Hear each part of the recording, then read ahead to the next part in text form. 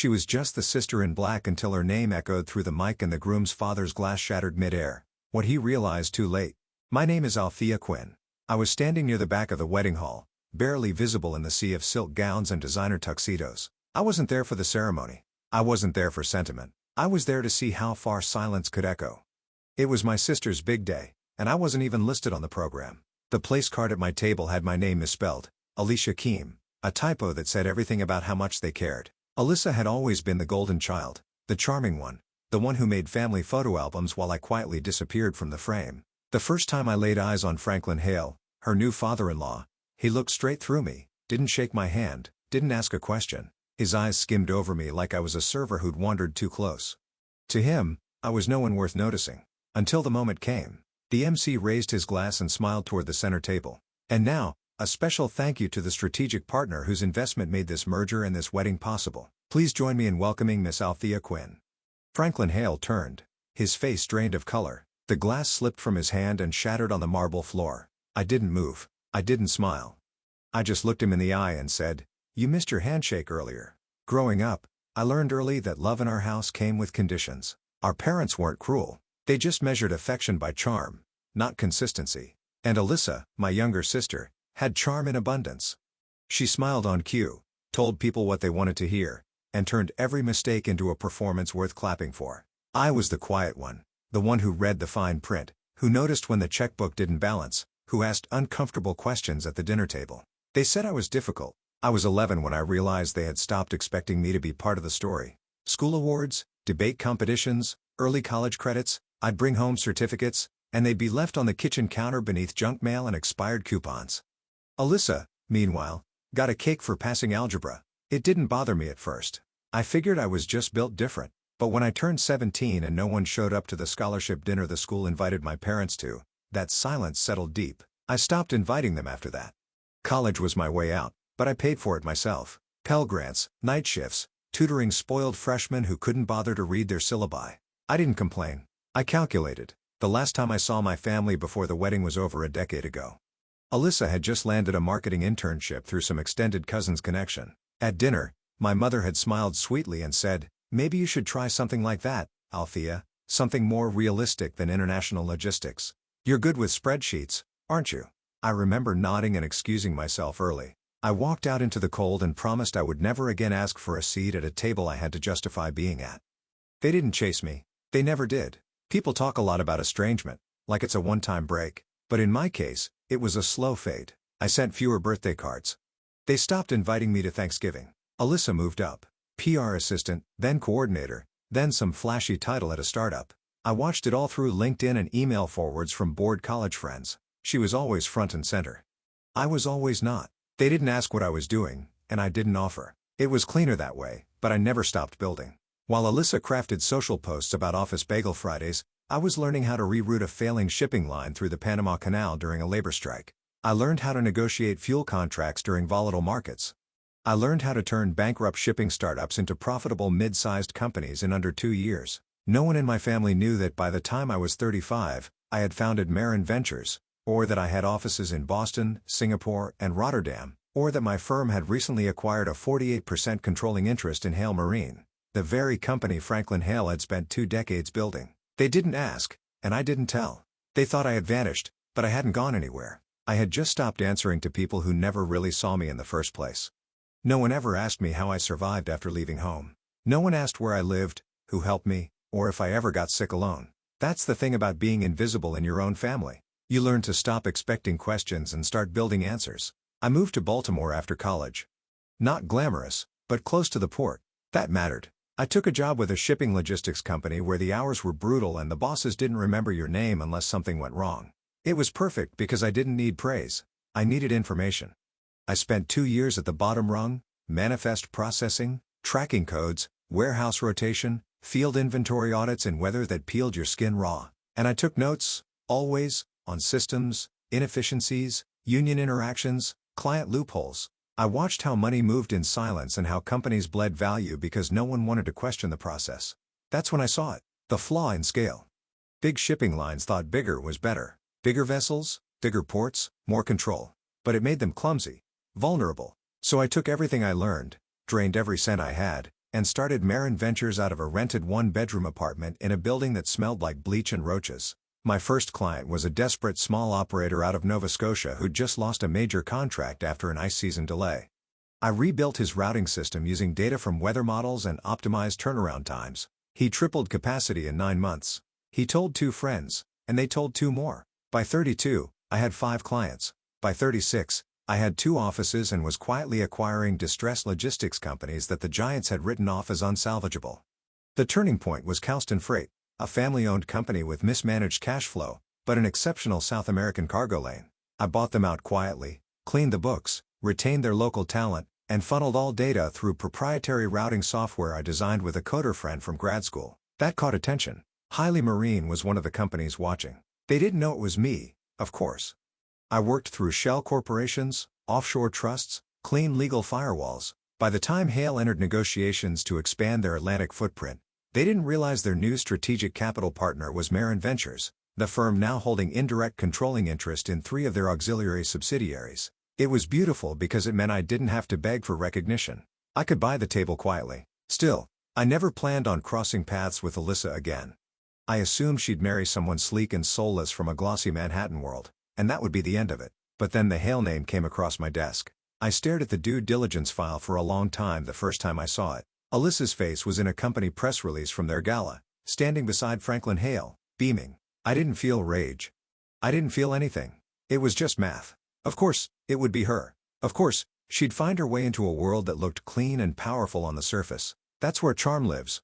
When the wedding invitation arrived, weeks after the RSVP deadline, addressed to Miss Alicia Quinn, I almost didn't go. But then I remembered something from that dinner table all those years ago. You're good with spreadsheets, aren't you? Yes, I was. And I had the ownership charts to prove it, so I had my assistant book the flight.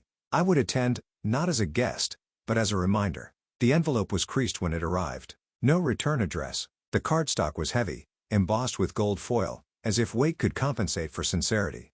My name was wrong, Alicia Quinn, but I recognized Alyssa's looping signature in the bottom corner of the RSVP insert. There was no personal note, no phone call, just a formality sent too late and printed too carelessly. I still chose to go.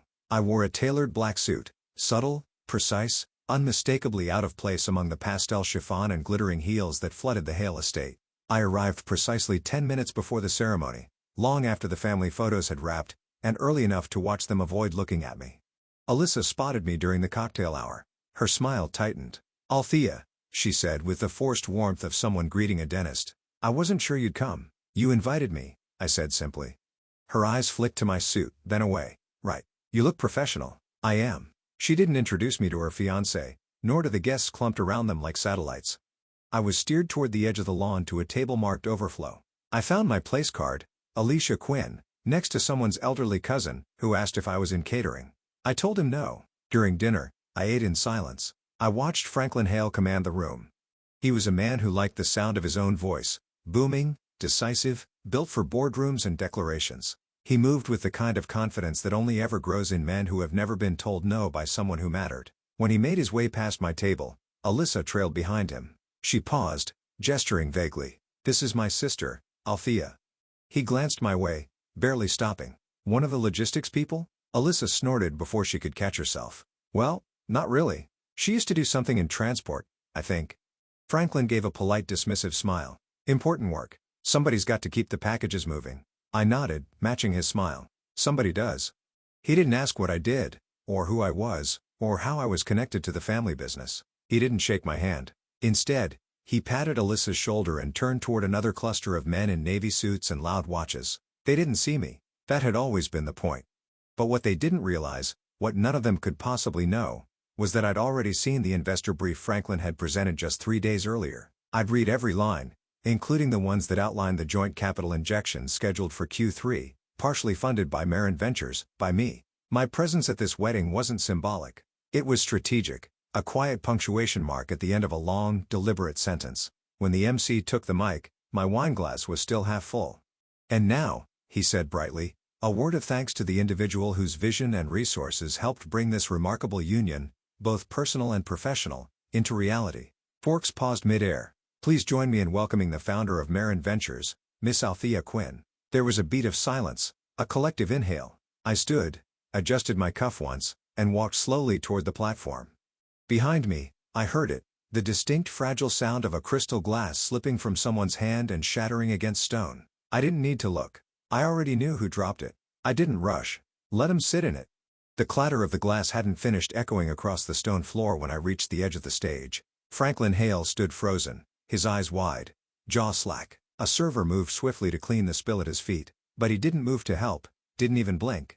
He was staring at me like he'd seen a ghost. I gave the MC a polite nod.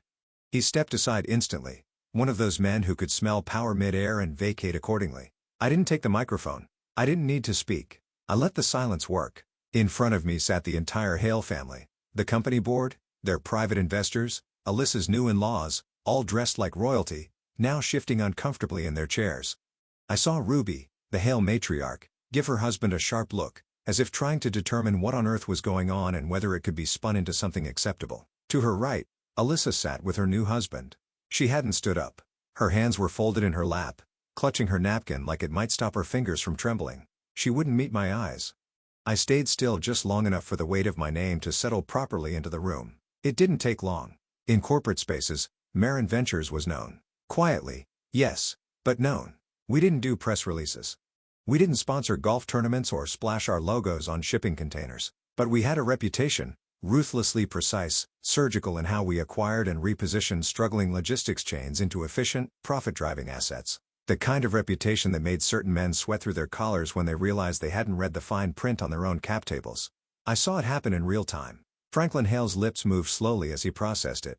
Quinn, Marin, Althea. He mouthed the pieces like they were foreign words, and then I saw something crack in his expression. Not panic, not yet, but the dawning of a realization. He'd dismissed the wrong woman, not just at dinner, not just at the wedding, but in boardrooms, in shareholder memos, in private strategy calls where he'd referred to my firm as the silent capital. I'd been silent, not invisible. I stepped back from the stage without a word and returned to my seat. The guests clapped, hesitantly, then more confidently, unsure if this was an announcement or a warning. Franklin remained standing.